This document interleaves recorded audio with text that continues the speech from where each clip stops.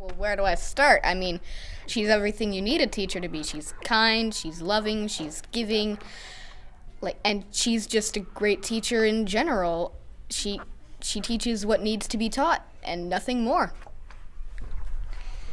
Miss DeBono cares about all of us, and there's not one person that's left out that she does not care about.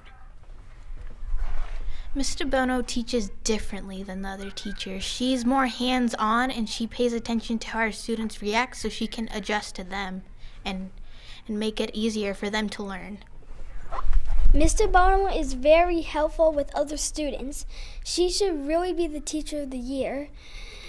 She will give you a better future in your life. Do we do easy in this classroom? No, we're trying to grow our brains. We want that challenge. So let's persevere and not give up that first time, but really use what we know to try and work together in solving these problems. Remember to reason abstractly. Don't just think at a minimal level. Our brains don't work at minimal power, do they? What power do they work at? Maximum, high up there. So reason abstractly. Think, can I put this piece of information into something, my filing cabinet in my brain, or do I need to create a new filing drawer? Because this is brand new information that I'm working with. It's important in my lessons and in my teaching that I make sure my students are connecting not only to the skills that they're learning, but to the world around them. Their application of what we're learning in class to be used later on in various situations, and for them to see the purpose behind all that we do is my goal. Logan and Jaylin, if you guys want to be annotating or taking notes, are you the reader? Yeah, perfect. So let me see what you guys get in a few minutes when you're done with the story. I think collaboration is so important for my students because I'm preparing them for the next step in their journey. And when we work together to problem solve, to find the purpose behind our learning, and then apply it in situations beyond the classroom is very critical and so incredible to watch my students succeed at. And when my students are successful, I'm successful.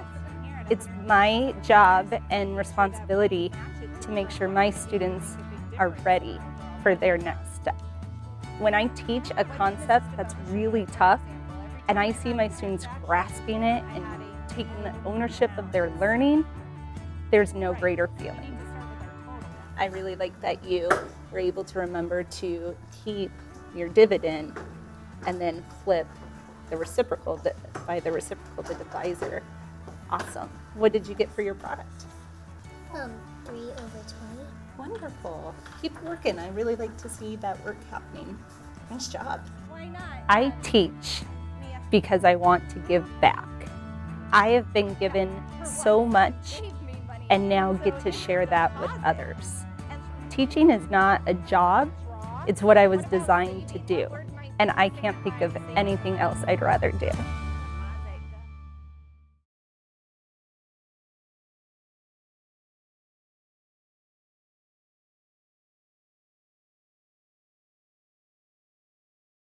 Miss Doherty deserves being Teacher of the Year because she works really hard. I think Mrs. Doherty should be Teacher of the Year because she gives us really good problem sets. I think Miss Doherty should be the Teacher of the Year because she's really nice.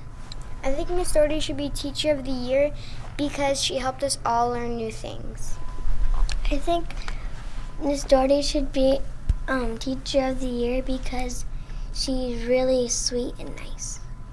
Are you ready? Yes, we're ready. Thank you. How do you use your ears? How do you use your ears? Talk to each other. How do you use your ears? Knowing my students and their strengths is key. That's where I first start. Knowing that they love to work together. They are great at listening to each other, great at showing respect, and using each other's strengths. I always try to pair students up, either, with a partner or a small group, whatever it may be. Because by knowing my students, I know that I can get more from them. It doesn't matter, I could teach something that is not that exciting, but they will make it exciting because the excitement from each other and learning from each other motivates me as well.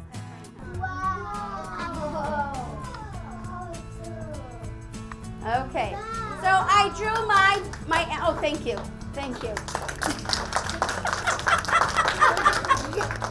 Knowing my content, knowing that I think that the kids might do this, and they do it, and then they do something else, and I have to adjust my lesson immediately. But that's knowing my content, knowing my students, and then taking them to where I need to take them. If a student needs to be challenged, I need to figure out how to challenge that student. If a student needs extra support, I need to figure that out as well. But any lesson, doesn't matter what subject I'm teaching, those are the kinds of structures you will see within my lesson. If you're a horned lizard, you ready? If you're a horned lizard, you can squirt blood out of your eyes.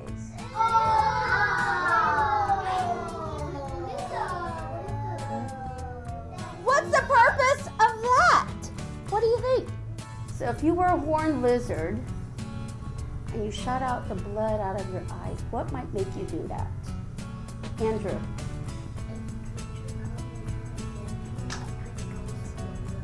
Maybe, say you're a horned lizard and you're just walking in the desert, and then all of a sudden, this creature comes over, like he said, and comes to try to get you. What can you do? Pretty amazing, huh? The most important trait that I bring into the classroom is building that sense of trust and belief in my students. I feel like once I build that sense of trust, my kids will work so hard for me. And when I believe in them, that they can do it, they'll just keep trying and trying, and they know that no matter what they do, even if it's wrong, taking that risk is important because they're going to learn from it. And that's something that we do all day, every day, especially if it's something new and you see those kids that are struggling, they know that they're not going to fail because I'm right there to support them. They trust me because I believe in them. So I think that's really, really important.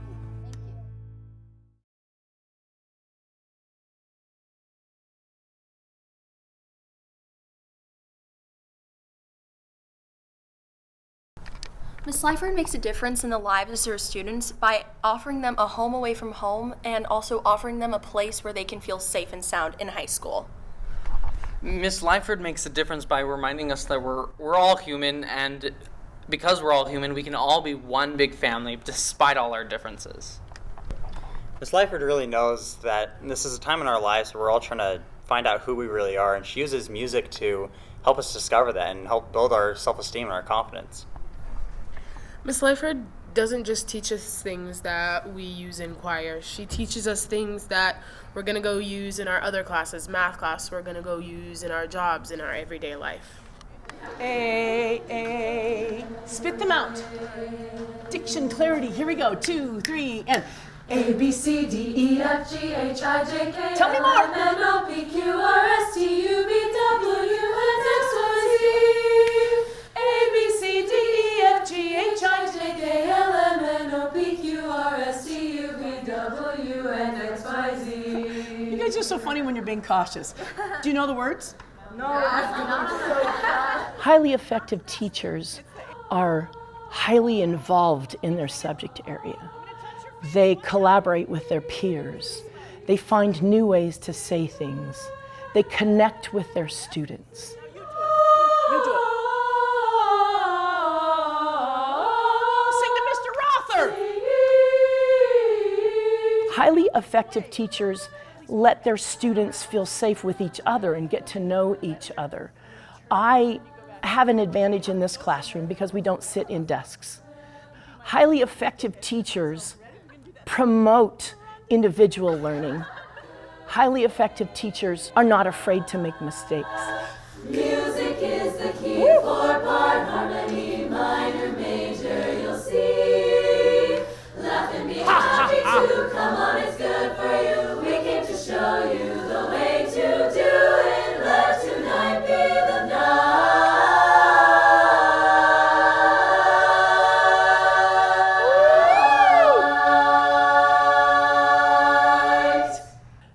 A normal day in my classroom would be rehearsing music for public performance.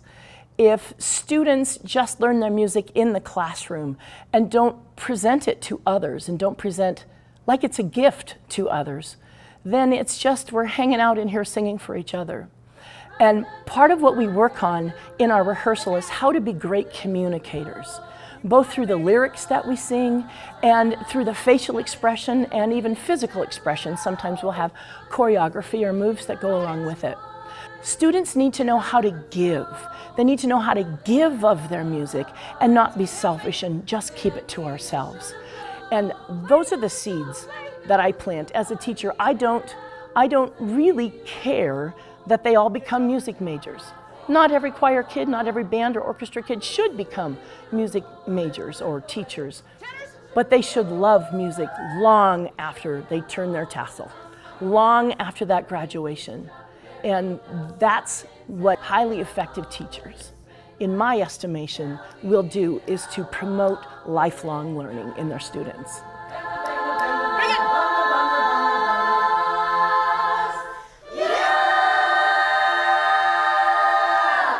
Wow, good job.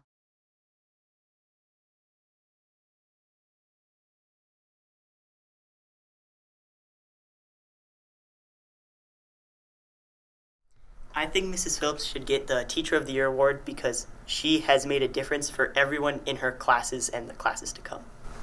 I think Miss Phillips should get Teacher of the Year because she's a great teacher. She's so caring about and all her students, and she makes sure we know what we're doing.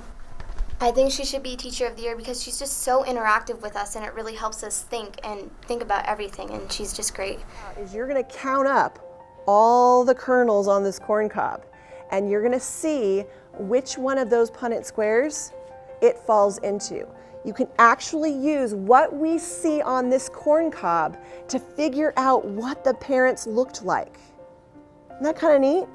I believe very strongly about building a sense of community in a classroom, and I think that is so important when you're trying to push kids beyond what they thought they could do. And I think that by helping kids learn to trust each other, by having them problem solve together, by having them work through some of the difficult aspects of science, they learn to feel comfortable in this environment. And then once they do, it allows me to push them further than even they thought they could go.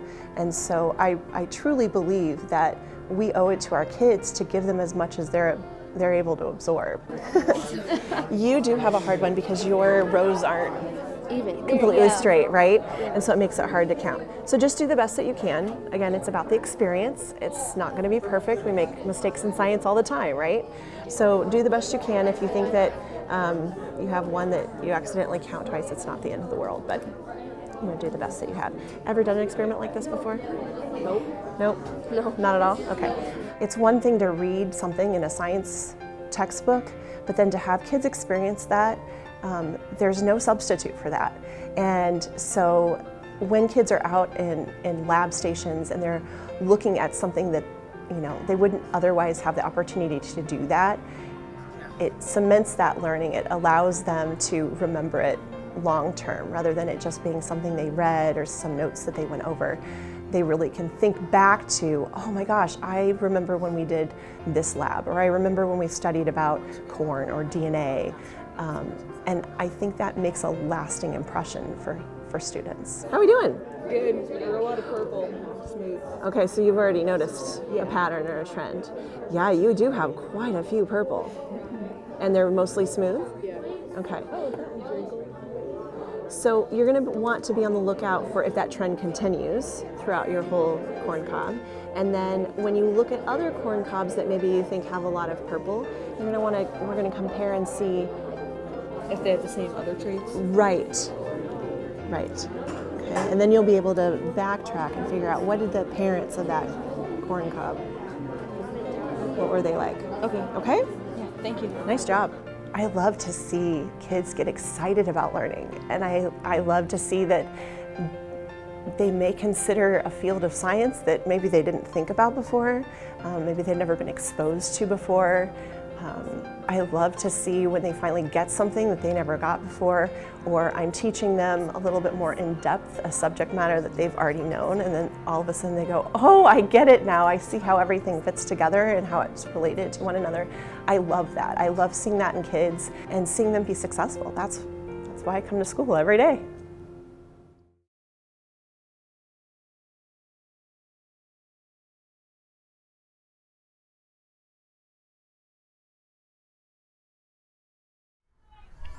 Miss Plata should be Arizona Teacher of the Year because to her students, she is not only a mere teacher, but a true friend. I think Senora Plata should be Teacher of the Year because she is very kind, and most kids don't even want to go to school, but she makes it fun for them, and she made it fun for me. I think Senora Plata should be Teacher of the Year because she has a lot of things for us to do and projects, and she is a really nice teacher. The reason that I like Miss Plata is because she does science with all the kids, and she gives us a lot of work. Hola a todos, buenos días, buenos días, buenos días. ¿Tu libro dónde va, Eli? Gracias. ¿Cómo estás? Yo estoy muy bien.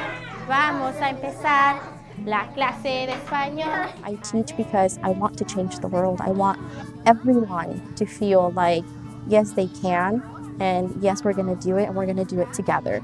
So it starts, with one little student who grows up and maybe might be the president of the United States, or with that idea in mind, I love it.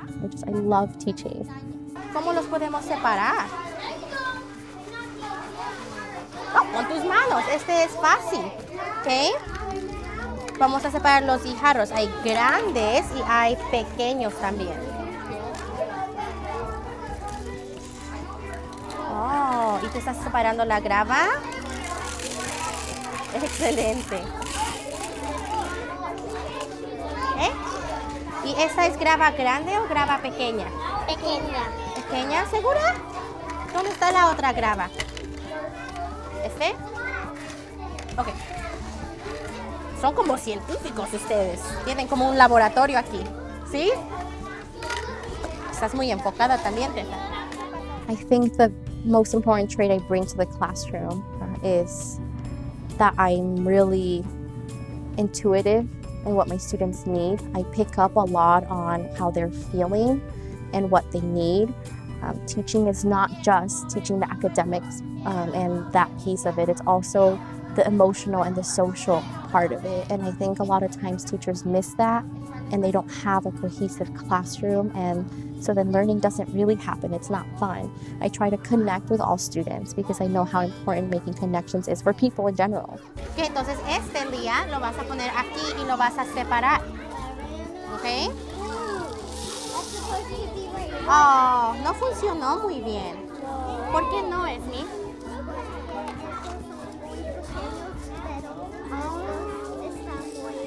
Entonces, Lía, ¿por qué agarras este? ¿Por qué este? Porque es pequeño. Este es pequeño. Y grande. Y es mediano. No es muy pequeño, no es muy grande, es mediano. Ok, inténtalo con este ahora. We all need to make that connection with someone.